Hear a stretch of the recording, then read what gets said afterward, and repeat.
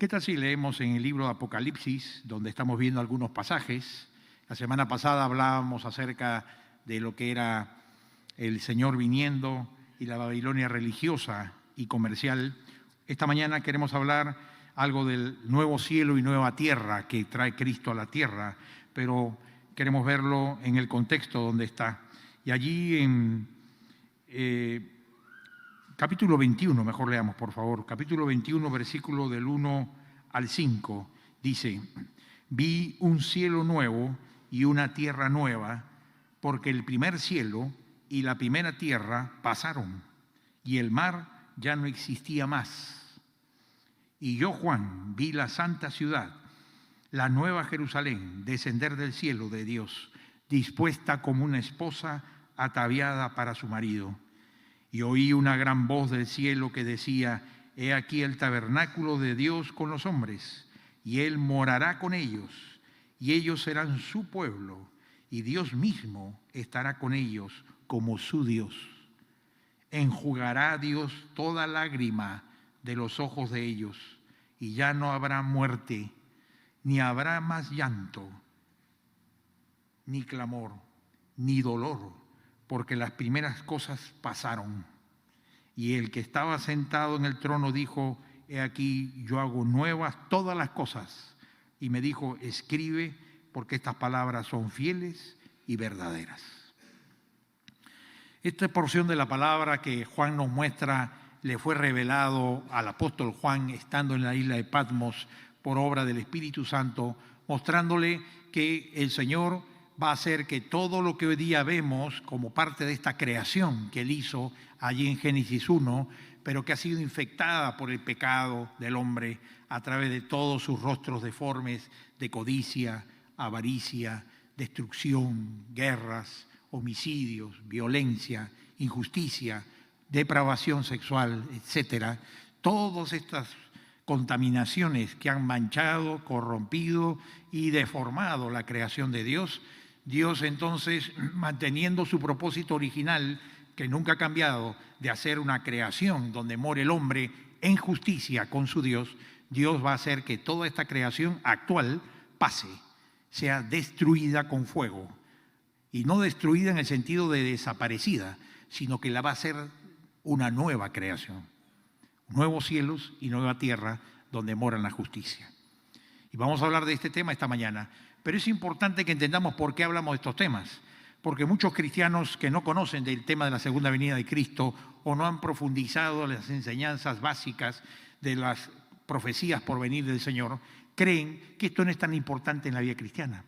Que más importante es que le hablen a uno de que le vaya bien en su matrimonio, vaya bien a sus hijos, que vaya bien, que tenga paz, o que alguna enseñanza práctica para hoy. Y olvidamos la importancia que tiene dentro de la estructura de las enseñanzas que Dios nos ha dejado en la palabra de Dios, la importancia significativa que tiene el conocer la venida de Cristo. ¿En qué es tan importante? En que conociendo las cosas finales, es decir, los propósitos eternos de Dios, ¿para qué estamos aquí? Entendemos cómo debemos vivir aquí. Porque solo sabiendo qué va a ocurrir al final y cuál es nuestro destino eterno, nuestro destino final, es decir, qué va a demandar Dios de nosotros al final, solo así podremos estar preparados en esta vida para enfrentarnos al Señor al final, habiendo cumplido la tarea y vivido la vida que Él quiere que vivamos. Pero si no sabemos qué es lo que el Señor nos va a pedir al final y qué es lo que va a pasar al final, ¿cómo prepararnos para ello? Sin embargo, hay muchos cristianos distraídos, concentrados en el presente, olvidando la importancia de que nuestra esperanza cristiana no solamente radica en esperar que Dios cumpla sus promesas, sino además estar preparando nuestros corazones y vivir la vida aquí de manera tal que somos conscientes de los propósitos y designios que Dios ha planeado para el final de los tiempos. Y como dice la palabra, sabiendo que la venida del Señor viene y que es pronta, nosotros estemos velando, orando y preparando nuestro corazón con lámparas encendidas del Espíritu en medio de la noche oscura de las tinieblas morales que vivimos hoy día. Así que la importancia no sería suficiente tiempo poder afirmar y subrayar la tremenda importancia que tiene para un cristiano saber lo que Dios ha dicho ocurrirá al final de los tiempos. Por eso es que hablamos de los nuevos cielos y nueva tierra. Pero antes de los nuevos cielos y nueva tierra, que está en el capítulo 21 de Apocalipsis, que va a ocurrir cuando Cristo venga a la tierra por segunda vez, como ya se ha dicho, de manera visible, personal, de manera real, no un espíritu, no una forma, no una voz. Todo ojo le verá, dice la palabra, cuando Él venga a la tierra, descendiendo del cielo con sus ángeles, a juzgar a los vivos y a los muertos. Hay dos cosas que ocurren antes que Él queme por fuego toda la creación y haga el nuevo cielo y nueva tierra. Son dos juicios que se mencionan en el Apocalipsis. Y el primero es el juicio del gran trono blanco. Son dos juicios importantes que ocurren que tenemos que entender como cristianos medianamente. El primero es el juicio del gran trono blanco que se encuentra en el capítulo 20 a partir del versículo 11 al versículo 15. El juicio del gran trono blanco es el juicio en el que se incluye a todos los que no son creyentes y no se han arrepentido de sus pecados y creído en Cristo como el Señor, como el Mesías y como el Rey de Reyes y Señor de Señores. Y la palabra nos dice que este juicio vendrá y vendrá con exactitud y con claridad y nos da características de ello. Fíjense algunas características. Versículo 11, por ejemplo, dice, y vi... Perdón, estaba con me agarró una alergia en la palabra. Qué tremendo discernimiento. Alergia y que sea alergia, tiene discernimiento de enfermedades algunos. Y he estado con unas pastillas ahí que de vez en cuando me molesta, así que disculpen si estamos carraspeando. Verso 11 dice, y vi un gran trono blanco y al que estaba sentado en él, de delante del cual huyeron la tierra y el cielo, y ningún lugar se encontró para ellos. Fíjense que lo que Juan ve antes de los nuevos cielos y nueva tierra es un gran trono blanco. Y hay dos cosas que remarcar de esta poderosa imagen. ¿Te imaginas tú como Juan ver? Porque él lo veía, no es que era un sueño, era una visión. Visión es estando despierto, tú lo ves, y lo ves mejor que en Technicolor y a todo color, mejor que Full HD. Imagínate la conmoción de Juan de ver este gran trono blanco y el significado de que al final de los tiempos la humanidad se encontrará con ese gran trono blanco es altamente significativa. En primer lugar, creo porque en estos días de caos, en el que todo el mundo cree que no hay orden, que no hay quien ponga justicia, en donde pareciera ser que la impunidad del hacer lo que le da la gana, injusticias, pecados, inmoralidades, siempre alguien se sale con la suya. En este mundo en el cual tantos secretos se esconden a nivel de gobiernos, empresas, a nivel personal, etcétera, en el cual uno trata de esconder los pecados, la basura, la injusticia debajo de la alfombra, tratando que el tiempo lo olvide. Qué importante recordar que al final de los tiempos, cuando el Señor venga, Él establecerá su gran trono blanco. Porque habla esto de la realidad de que hay un Dios que está gobernando el universo. Hay un Dios que está a cargo de, y no importa lo que veas que ocurra alrededor tuyo o que ocurra en nuestras familias o situaciones o en el mundo en el que estamos, nunca olvidemos que alguien está en el trono del universo. Está a cargo, está en control de todo, nada se escapa de sus manos. Y aunque ocurra todo este tremendo perturbación y preocupación en las multitudes y en el mundo, y los líderes mundiales no sepan cómo manejar, el Señor está a cargo de todo, y el que está en el trono es quien gobierna nuestras vidas. Y por lo tanto, si el Señor que está a cargo de todo, Él que está a cargo del universo, Él establecerá un gran trono blanco, es muy significativo además, porque se ha estudiado por qué simboliza que sea blanco. Y muchos coinciden en pensar que el símbolo aquí es la blancura de la limpieza, de la santidad, de la justicia de Dios. Hay una justicia perfecta con la que Cristo juzgará al universo. Y este juicio de Dios, esta justicia de Dios, permitirá de que el que está a cargo haga justicia con todos. Nadie escapará de la justicia de Dios. Nadie. Allí sí no servirá la vara de nadie. el poder, ni su dinero, ni sus influencias políticas, nadie absolutamente. Fíjate en el siguiente versículo que dice, y vi a los muertos, grandes y pequeños, de pie ante Dios, y los libros fueron abiertos. Y otro libro fue abierto, el cual es el libro de la vida, y fueron juzgados los muertos por las cosas que estaban escritas en los libros, según sus obras. Interesante que dice ahí que ¿quiénes eran los que estaban allí? Grandes y pequeños. Es decir, van a ser juzgados todos los muertos de todos los tiempos. Grandes y pequeños. Ante Dios nadie es más que el otro.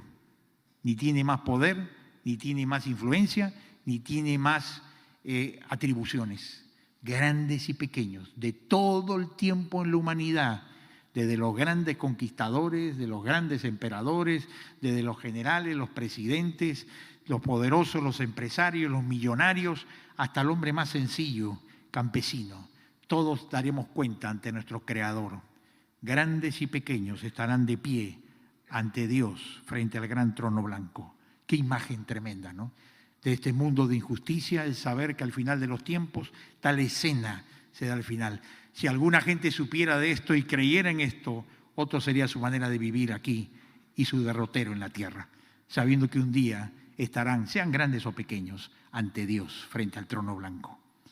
Pero dice allí que frente a esto, ¿qué ocurrirá? Dice que los libros fueron abiertos, los libros.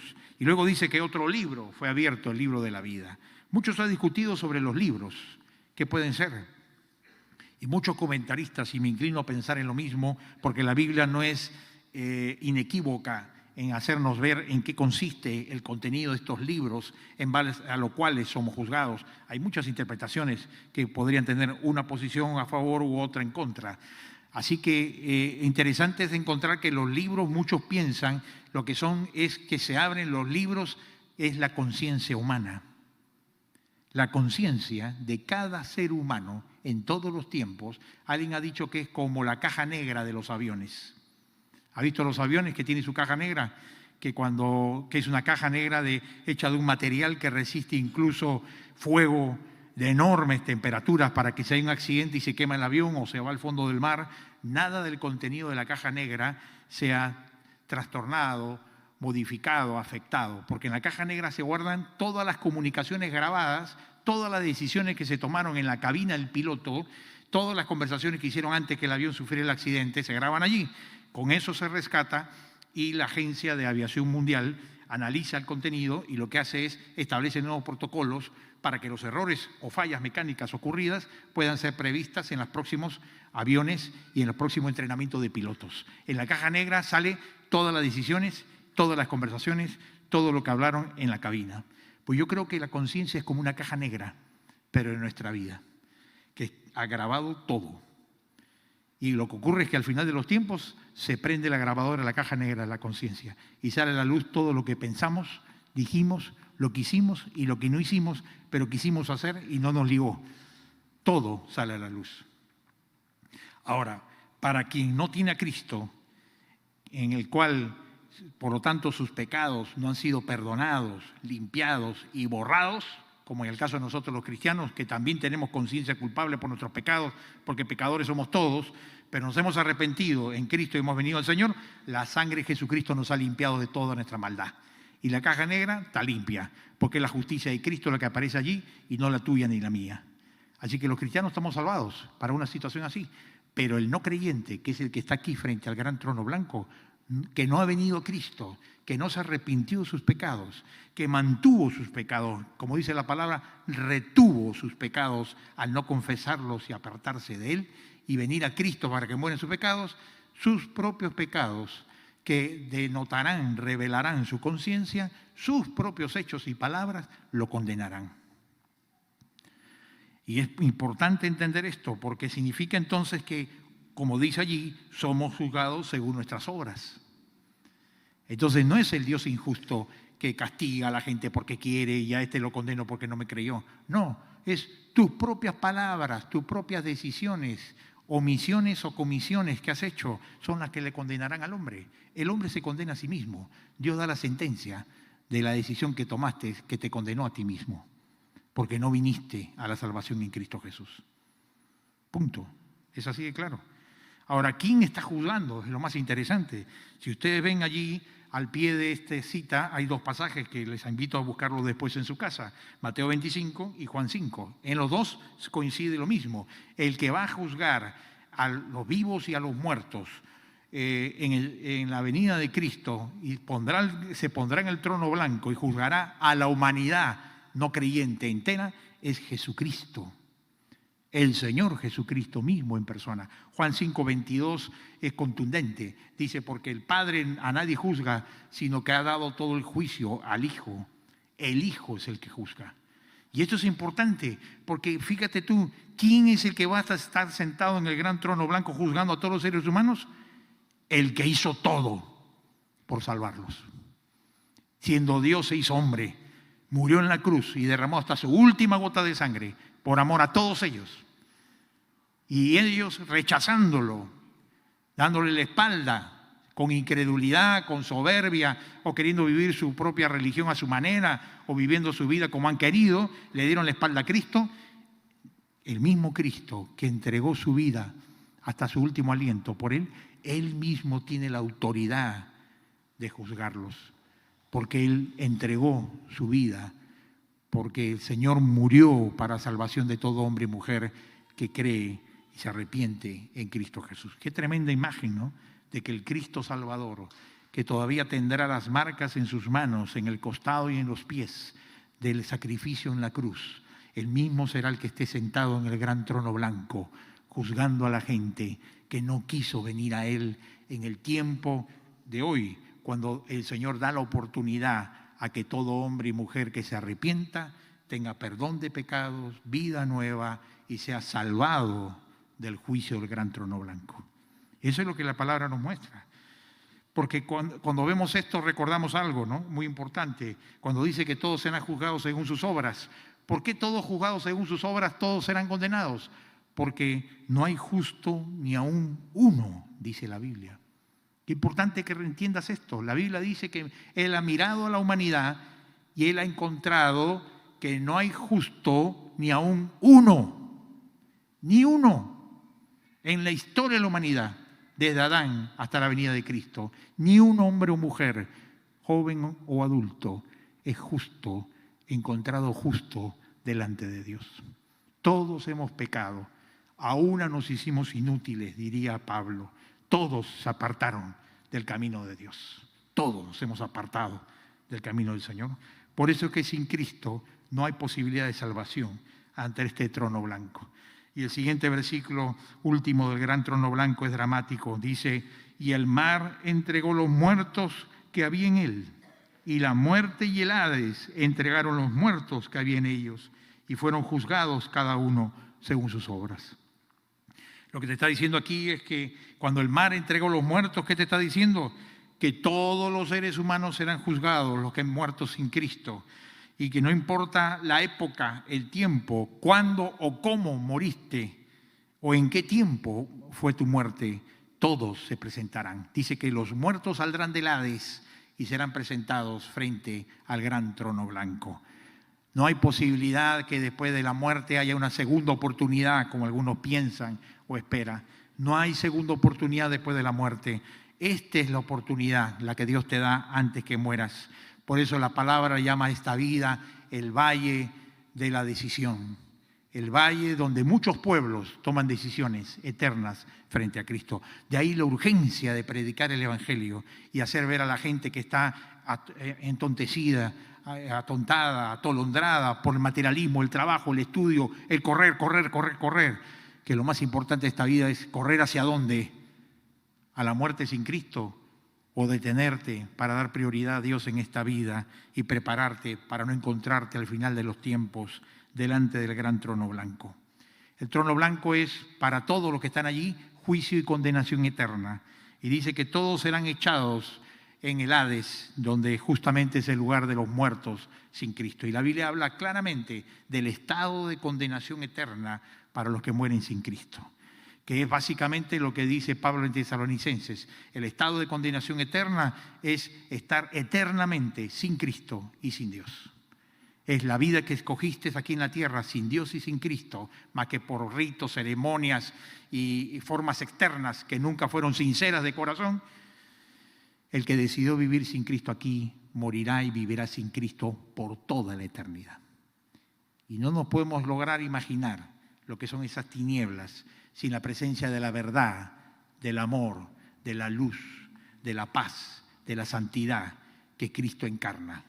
Sin Él todo será tinieblas, las tinieblas eternas. De ahí que la palabra nos muestra que Juan lloraba ahí al inicio de Apocalipsis, cuando él pensó que no había quien abriera los libros y quien trajera la venida de Cristo a la tierra, porque realmente es conmovedor pensar que hay gente que prefiere tomar la decisión de vivir sin Cristo aquí para vivir sin Cristo allá, sin saber la decisión que está tomando, sin entender bien la decisión que está tomando. Solo pensando que es cuestión de religión, si esta iglesia o la otra. No. Es Cristo el que salva, no ninguna iglesia ni ninguna religión. Cristo el que necesitas. El segundo juicio que se nos dice en la palabra que va a ocurrir antes de los nuevos cielos y nueva tierra se encuentra en el Nuevo Testamento, es el tribunal de Cristo. Y este es el juicio para los creyentes. Es decir, ahora es la iglesia, todos aquellos quienes se han arrepentido de sus pecados, han creído en Cristo y hemos recibido el Espíritu Santo. La palabra de Dios dice que entraremos en la eternidad y moraremos en estos nuevos cielos y nueva tierra, pero no antes sin pasar un escrutinio, una evaluación, un dar cuentas de nuestra vida cristiana en la tierra, porque ya hemos sido salvados y todos vamos al cielo, pero vamos, antes de entrar al cielo, todos los que han sido salvados en Cristo, ser evaluados, medidos en cuál fue tu respuesta de fe, tu entrega, tu dedicación, tu consagración, tu prioridad en Cristo. Y vamos a ver cómo dice esto claramente en el Nuevo Testamento. Por ejemplo, allí mencionamos en esa diapositiva Romanos 14:10. Pablo dice, porque todos compareceremos ante el tribunal de Cristo. Pablo lo dice en el anterior, por favor. Todos compareceremos al pie, ¿no es cierto? Romanos 14:10, para quienes son acuciosos y quieren aprender la Biblia, háganlo, es bueno.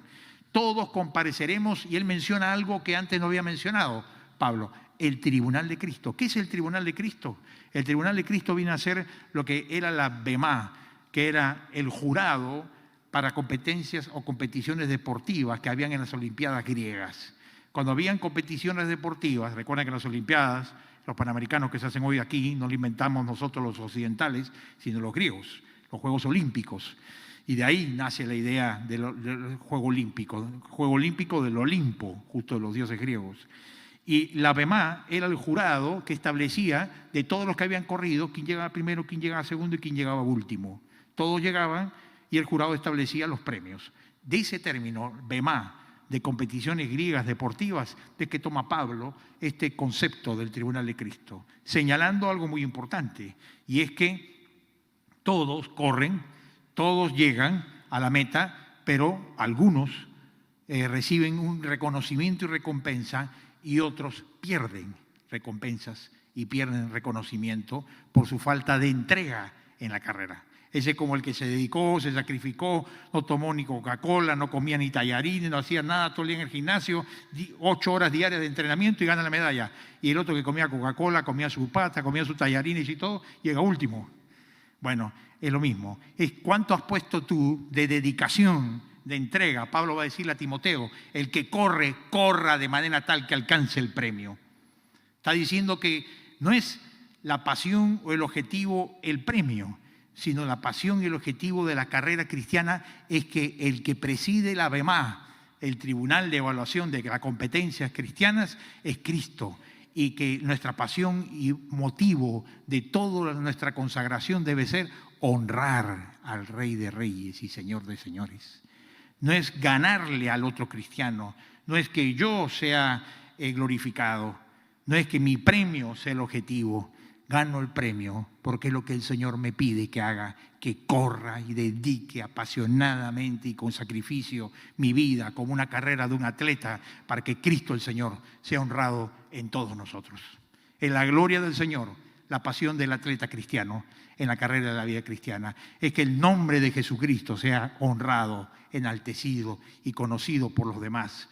Es que el Señor Jesucristo sea el que lleve toda la gloria.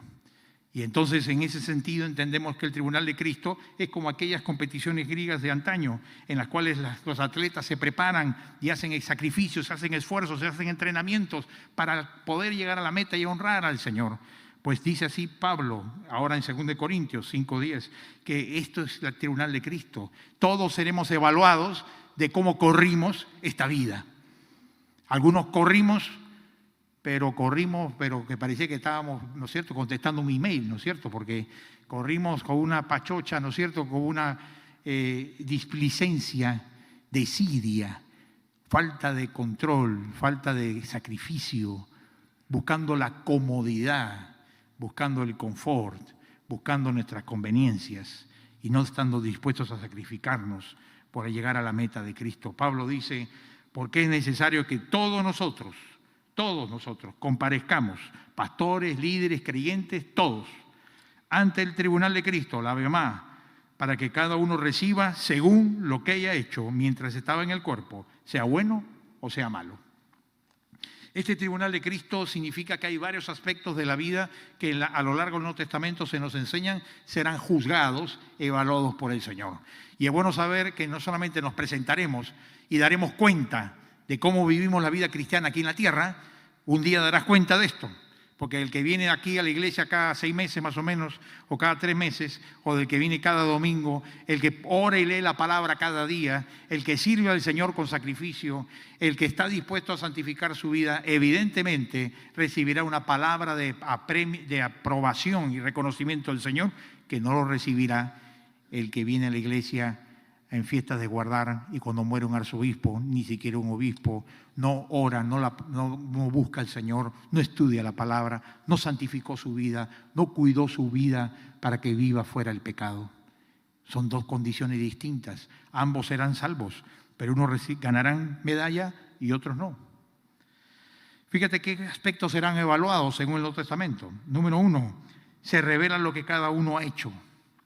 Cuando vayamos ante el tribunal de Cristo, dice interesante, si quieres anotarlo, no está allí, 1 Corintios 4:5, es interesante, Pablo dice allí que todo lo oculto, todos los secretos serán revelados.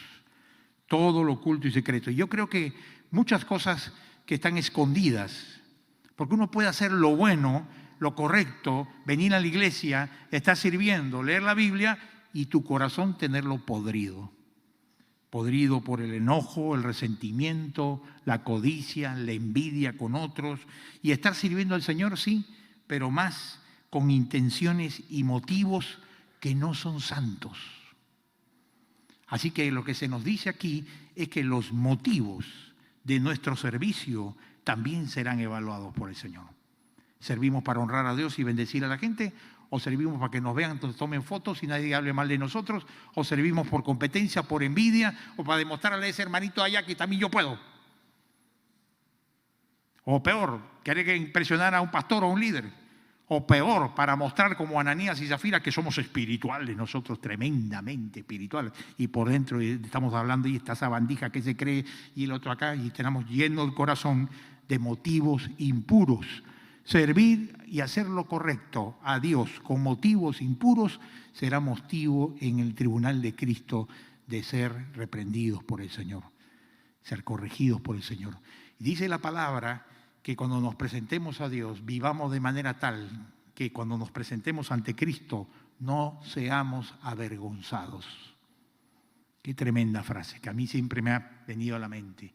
Vivir de manera que ni lo que la gente ve por fuera, ni lo que Dios ve por dentro mío, sea motivo del que me avergüence cuando me encuentre con Cristo. Y por supuesto que eso no es fácil, es una lucha, una batalla, un pelear contigo mismo, con tu carne, con tu yo. Pero tienes que hacerlo, porque el Señor quiere que no solamente hagas lo correcto, sino por motivos correctos. Luego, en segundo lugar, el Señor mismo será quien juzgue a cada uno. A mí me impresiona el 2 Timoteo 4:1-2, vamos a ir rapidito a verlo. Vale la pena, ya que este tema no se trata tanto, veámoslo. Segundo, conozcamos los pasajes por los cuales seremos juzgados. Pablo dice a Timoteo, nada menos, dice, te encarezco delante de Dios y del Señor Jesucristo, que juzgará a los vivos y a los muertos en su manifestación y en su reino, que predique la palabra. Qué tremendo. Toda una exhortación, te encarezco, te estoy hablando del corazón. Te lo estoy pidiendo de lo profundo de mi corazón, que te acuerdes que serás juzgado por el Señor. Y cuando le dice serás juzgado por el Señor, ¿qué le hace recordar? Que tiene que cumplir aquí en la tierra. Que prediques la palabra. Que prediques la palabra. El Señor no vino a tu vida para quedarse en tu vida solamente y sea de bendición para ti y para los tuyos, como a veces egoístamente pensamos. El Señor vino a ti para bendecir tu vida y tu familia, pero a través tuyo hacerte portador del Evangelio de Jesucristo, embajadores del reino de Dios, instrumentos de la justicia del Señor en la tierra, siervos llevando la carga de la palabra para que otros conozcan a Cristo. Te pregunto, ¿cuánto estás haciendo para que otros conozcan a Cristo? ¿Cuánto has hecho en tu vida y cuánto tiempo y cuánto dinero estás dispuesto a gastar para que otros conozcan a Cristo?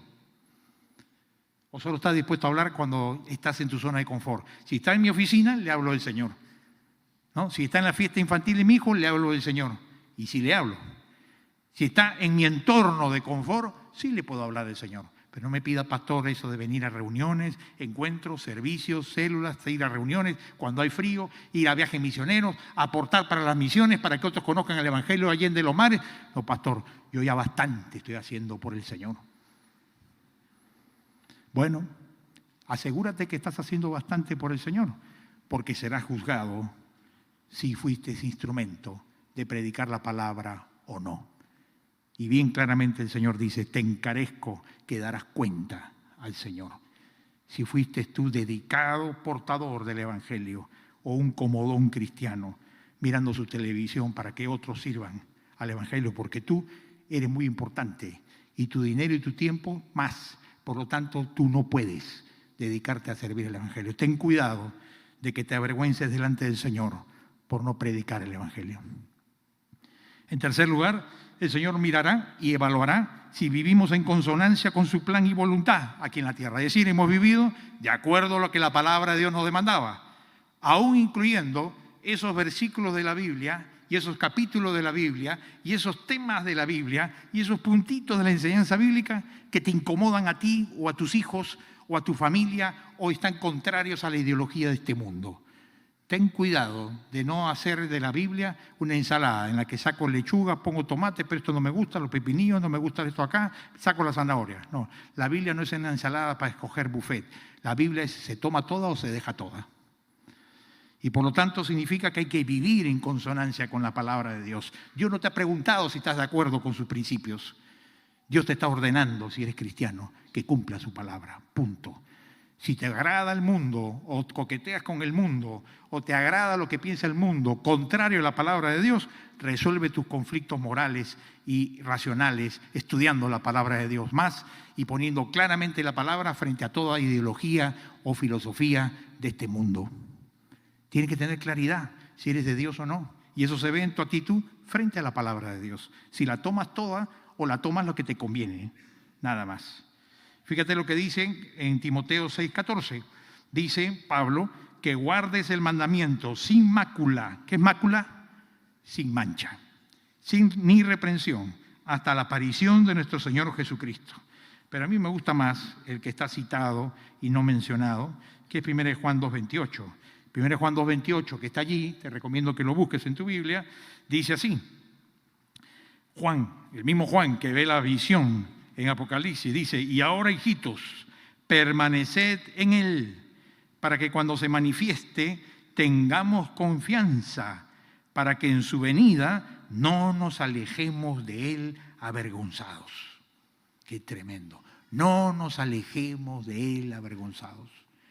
Algunos llegarán a la meta y frente al bemá de Cristo llegarán con los hombros encogidos, la cabeza semiagachada y tristeza y vergüenza en el corazón, porque no fueron buenos soldados de Cristo, ni procuraron ser buenos atletas en la carrera de la vida cristiana, ni consagraron su vida completamente al Señor. Y vivieron en un limbo espiritual y moral en donde todavía podía mantener las bendiciones de Dios, que Dios me ama, me cuide, me proteja, me libre de los ladrones y me guarde mi sueldo.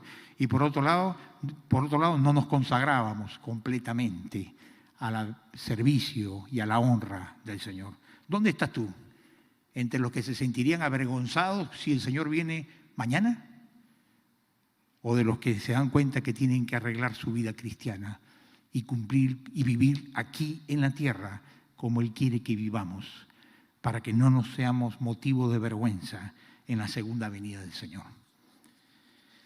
La palabra nos dice que cuando Cristo venga a la tierra, juzgará a los vivos y a los muertos, a los incrédulos en el gran trono blanco, a todos los cristianos de todos los tiempos en el Bemá, en el tribunal de Cristo. Y Cristo presidirá ambos tribunales, para los no creyentes y también para nosotros los creyentes. Y la palabra de Dios dice más en 1 Pedro, dice que la iglesia de Cristo será juzgada antes que los incrédulos.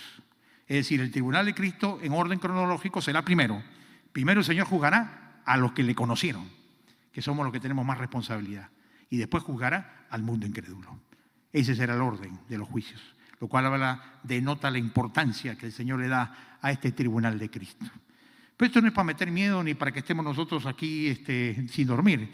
Esto es para que nosotros hagamos las cosas que tenemos que hacer y arreglemos lo que tenemos que arreglar para vivir aquí sabiendo qué nos espera al final. Al final, cuando muramos, iremos al tribunal de Cristo. Prepárate para eso.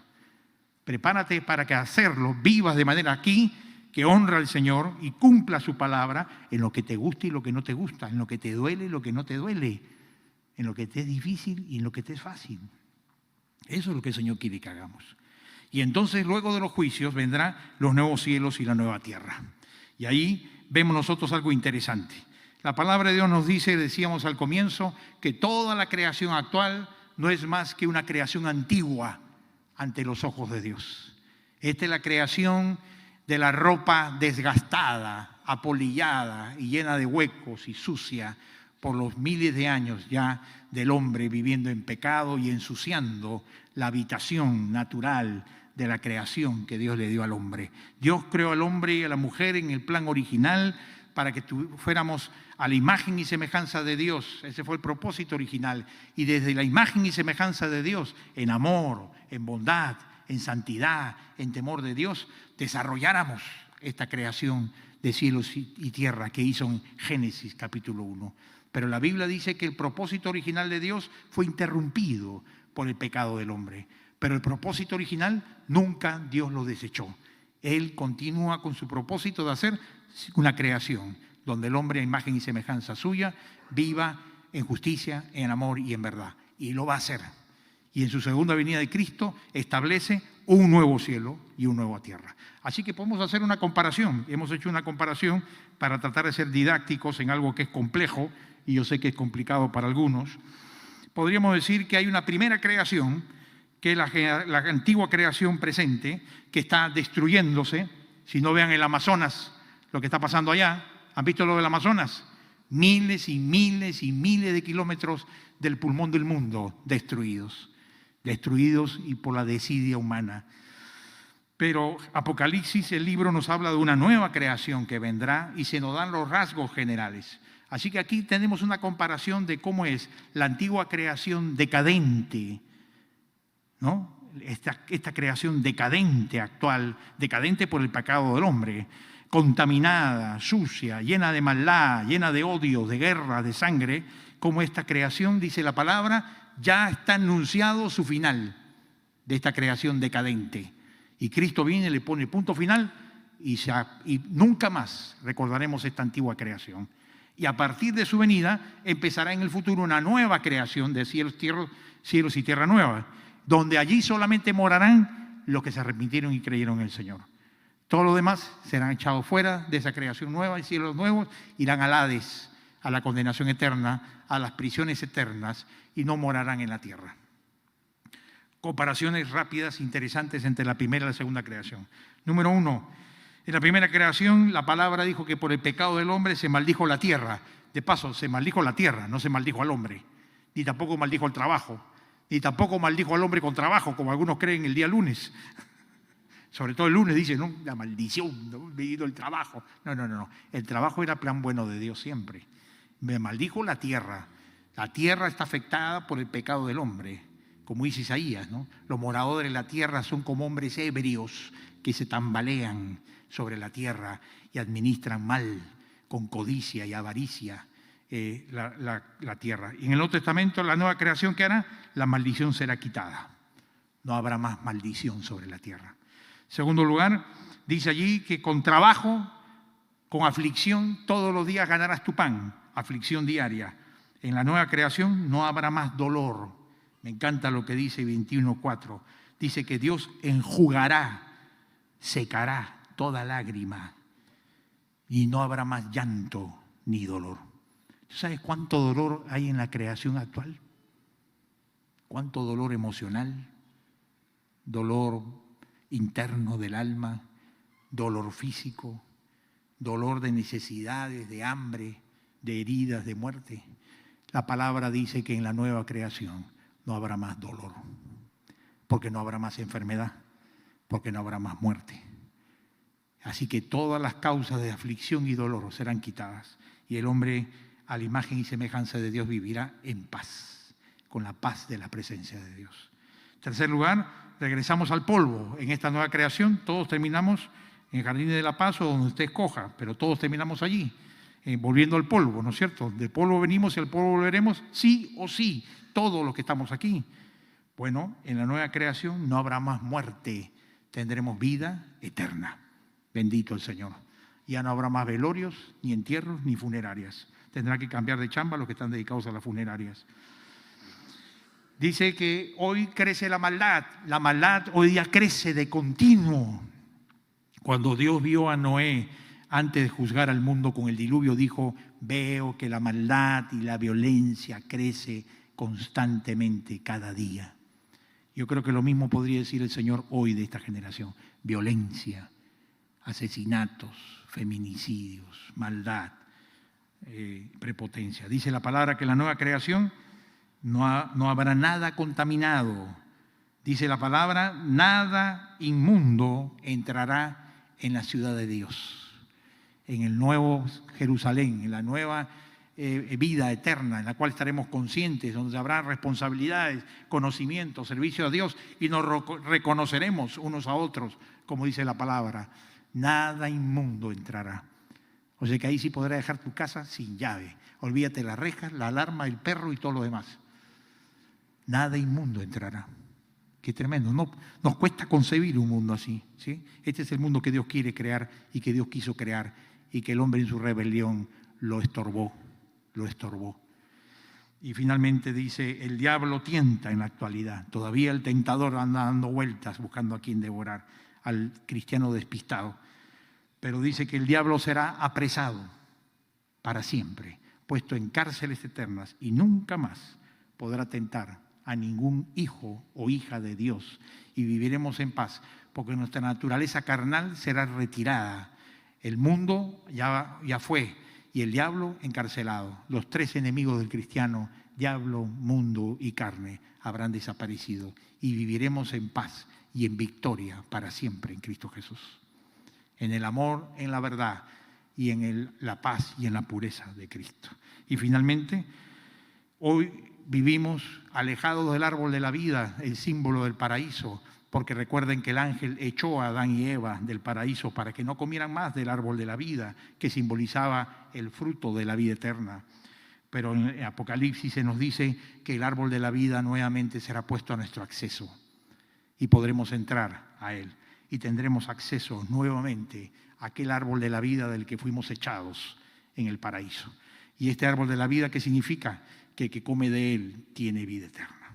Es el símbolo del fruto de la inmortalidad, de la vida para siempre que tendremos. Y viviremos con Cristo para siempre, siempre, toda la eternidad de las eternidades. Y aquí no hay alienígenas, ni saturninos, ni ningún planeta que pueda interrumpir este plan, porque si existe alguno de ellos, todos están bajo la misma autoridad de Jesucristo, que es el Rey no de la tierra, sino el Rey del universo, porque Él es su creador. Miren la esperanza que nos espera a los cristianos. Mira tú la esperanza a la que el Señor nos llama. Mira tú el propósito por el que Cristo murió en la cruz. No solo para que vivas aquí con bendición, sino para que miremos la eternidad. Porque los propósitos y los ojos de Dios están puestos en la tierra para salvar a la gente que quiere venir a Él, pero puestos en la eternidad, en donde su plan original del Génesis, estropeado en el capítulo 3 por el pecado del hombre, nuevamente será encarrilado y nuevamente se podrá cumplir en aquellos nuevos cielos y nueva tierra. Qué hermosa esperanza, qué precioso pasaje de la Escritura, qué tremenda convicción que Dios nos da y qué propósitos y motivos que Dios nos concede para entender por qué aquí tenemos que aprender a ser más fieles al Señor, más consagrados al Señor. No dudes, dice el Señor, busca primero el reino de Dios y su justicia, y lo demás añadido será. Así que pon primero al Señor y sus intereses en tu vida y en tu familia, en tu tiempo y en tu presupuesto, para que no sea solo de boca, sino de hechos. Y de esa manera estarás tú pudiendo ser aquel quien se prepara para que cuando nos encontremos con Cristo, oigamos de Él decir: bien, buen siervo y fiel. En lo poco has sido fiel, en lo mucho te pondré. Entra en el gozo de tu Señor. Que anhelemos escuchar todos un día eso, porque hemos sido buenos soldados de Jesucristo. ¿Qué tal si oramos? Y cada uno es un momento de ver cómo estamos en nuestra vida cristiana aquí, si estamos listos, aptos, si estamos haciendo todo lo que debemos de hacer para que podamos poner primero al Señor en nuestras vidas, o estamos poniéndolo en segundo, tercer, cuarto lugar, o disputándolo al Señor en el primer lugar con otros intereses, con otras emociones, con otras preocupaciones de nuestro yo, y no poniéndolo a Cristo en primer lugar. Padre Santo, gracias porque tu palabra nos hablas con la paz, el amor de Cristo, quien nos enseña a que nos preparemos. Tú nos has dejado esta palabra anticipadamente para que todos podamos estar aptos de presentarnos ante el tribunal de Cristo, para que nadie aquí tenga que estar presentado ante el gran trono blanco porque rechazó a Cristo o porque vivió una religión sin Cristo en su corazón. Señor, a todos quienes nos hemos arrepentido de nuestros pecados y venido a Cristo, que nos permita, Señor, seguirte fielmente aquí en la tierra. Que en todo honremos a aquel quien es el Señor de señores y Rey de reyes. Perdónanos, Señor, si no lo hemos estado haciendo así. Llévanos a arrepentimiento. Señálanos específicamente qué pecados, qué conductas, qué hábitos, qué prioridades están quitando el primer lugar de nuestro corazón a ti. Háblanos, Señor, a cada uno como el Padre Celestial que conoce a sus hijos. Háblanos, Señor. Repréndenos con tu amor para que podamos corregirnos, podamos limpiarnos, podamos arrepentirnos y presentarnos sin vergüenza en aquel día. Gracias, Padre. Bendice a cada uno de nosotros. Damos gloria a ti por la esperanza de los nuevos cielos y la nueva tierra que nos esperan. Damos gracias porque Cristo lo ha hecho posible. En el nombre de Jesús. Amén. Que el Señor nos bendiga.